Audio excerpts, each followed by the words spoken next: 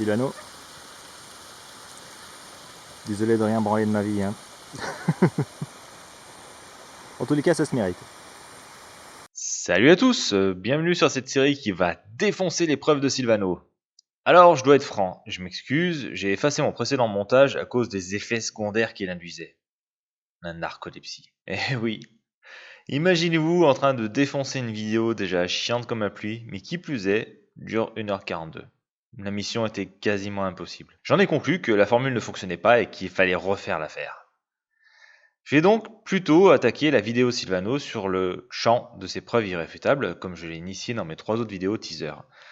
Vous allez donc retrouver une petite série de vidéos courtes, rigolotes, où nous découvrirons comment ces soi-disant preuves sont au mieux convaincantes, au pire de l'escroquerie notoire. Oui, j'ai bien dit convaincantes, parce qu'il a utilisé certaines preuves qui sont convaincantes et qui sont bonnes. Vous êtes prêts? C'est parti. Je ne reviendrai pas sur la première partie de la vidéo de Silvano où il évoque ses souvenirs d'enfance. Comme je l'ai déjà dit, les souvenirs, s'ils ne proviennent pas de faits marquants, sont des preuves imparfaites qui ne peuvent être employées comme preuves. Alors je les réfute. En revanche, j'apporte énormément d'importance aux écrits et au matériel vidéo et photographique historique. Il s'avère donc que si on se plonge dans la littérature traitant de la météorologie d'avant 1996, date présumée du début des épandages chimiques à grande échelle, on se rend parfaitement compte que les traînées de condensation peuvent persister dans le ciel sur des durées allant de quelques secondes à plusieurs heures. Un youtubeur américain a justement fait une synthèse sur plusieurs ouvrages à ce sujet. Et le résultat est incontestable. Il n'est jamais fait mention de la non-persistance systématique des traînées de condensation dans le ciel. Mais au contraire, il y est systématiquement fait mention qu'elles peuvent évoluer et se transformer en nuages de type cirrus ou cirrocumulus au fil des minutes. Voilà ce que j'appelle des preuves. L'évocation de souvenirs n'est pas pertinente dans l'affaire. Il vaut mieux se rabattre sur des ouvrages, des articles, du matériel photo, vidéo, plutôt que sur les souvenirs. Les souvenirs peuvent être transformés, les souvenirs sont imparfaits. Comme je l'ai déjà dit, on parle de l'effet Mandela, et tout le monde, ou presque, est d'accord pour dire que l'effet Mandela, c'est la grosse bouffonnerie. Et pourtant, ça relève d'exactement les mêmes processus cognitifs. On induit dans la mémoire des gens des faux souvenirs en les évoquant, en disant oui, quand tu étais jeune, tu te rappelles que les traînées de condensation perduraient dans le ciel? Ah non, je m'en souviens pas, j'ai pas vraiment regardé. Non, non, mais tu te rappelles et tout. Et au fur et à mesure, à force de rabâchage, ben, la personne finit par être convaincue que, ben, effectivement, quand il était gamin, les traînées de condensation n'existaient pas dans le ciel. Alors que si. Mais il l'a jamais observé. Il n'a jamais fait attention à l'affaire. Voilà ce que j'appelle des preuves. La preuve, c'est le bouquin, c'est l'article, c'est tout ça. C'est pas les souvenirs. Ensuite, Silvano nous présente une vidéo nous prouvant que l'ensemencement de nuages existe, et donc que les programmes de recherche de géo-ingénierie existent. Qu'il a nié. Pas moi en tous les cas. On se penche un peu plus sur cette vidéo et qui trouvons-nous? Un texte nous expliquant comment ensemencer des nuages pour provoquer artificiellement des précipitations. Ok, intéressant pour ceux qui ne savent pas comment ça se passe. Et quelques photos d'obscurs dispositifs censés être utilisés pour modifier le climat. Sauf que, non. Alors, voici une chose que font systématiquement les conspifilous quand ils n'ont pas de matériel iconographique à disposition. Ils détournent des images. Première image, ce drôle de bidule turgescent sur le fuselage d'un avion est en fait un dispositif scientifique utilisé dans le cadre d'un programme de recherche de la NASA pour photographier les aérosols présents dans les nuages, le Cloud Particle Imager. Ça sert, grâce à des caméras à très haute vitesse, à avoir des images de ces aérosols, cristaux de glace, poussière, grains de pollen, etc.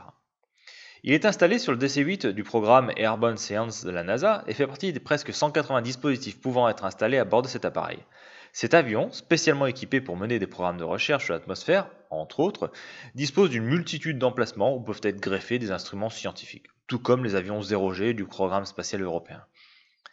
Nous n'avons donc ici aucun pulvérisateur à produits chimiques et qui plus est, l'intégralité du dispositif est décrite sur le site internet du programme de recherche en question.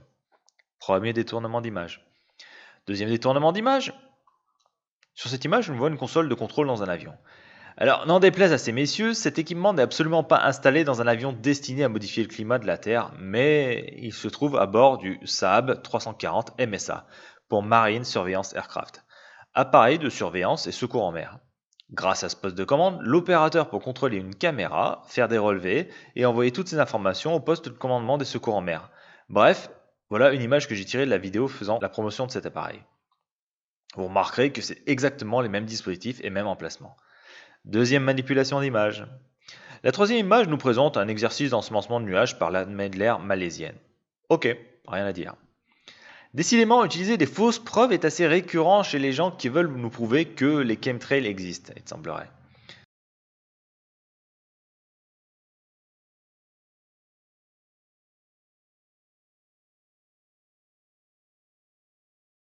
L'ensemencement de nuages n'a jamais été nié. Au contraire, il présente une certaine forme de fierté quand il aboutit.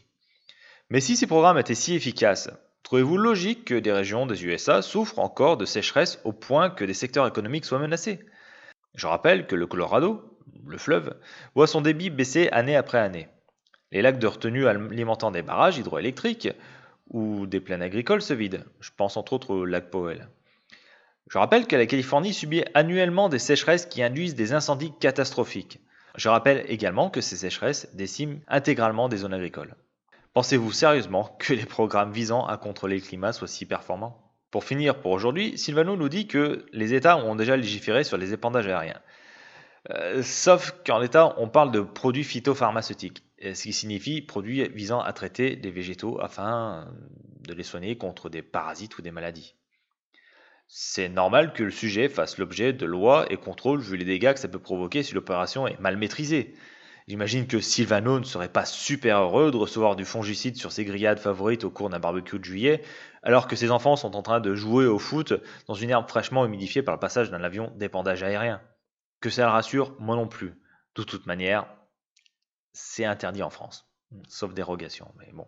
Pour résumer, l'appel à la mémoire n'a aucune valeur dans ce type de débat. Les écrits sont en revanche nettement plus à même de répondre à certaines questions, et il ressort que les traînées de condensation persistaient déjà dans le ciel avant les années 90.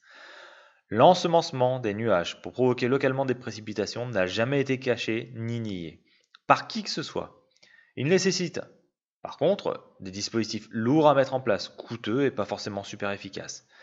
Qui plus est, on se rend compte que les images employées par ceux qui veulent nous prouver que de telles pratiques sont réalisées ne correspondent absolument pas au programme d'ensemencement de nuages. Nous avons donc affaire, une fois de plus, à une falsification flagrante des preuves. Enfin, l'épandage de produits phytosanitaires est réalisé depuis des décennies au-dessus des grandes plaines céréalières via des petits avions. Il est donc logique que les États aient légiféré sur l'affaire vu les risques encourus par les populations riveraines. Voilà. Nous nous quittons ici pour aujourd'hui. On se retrouve dans quelques jours moins croyants, plus savants, et pour la suite. D'ici là, portez-vous bien. À bientôt.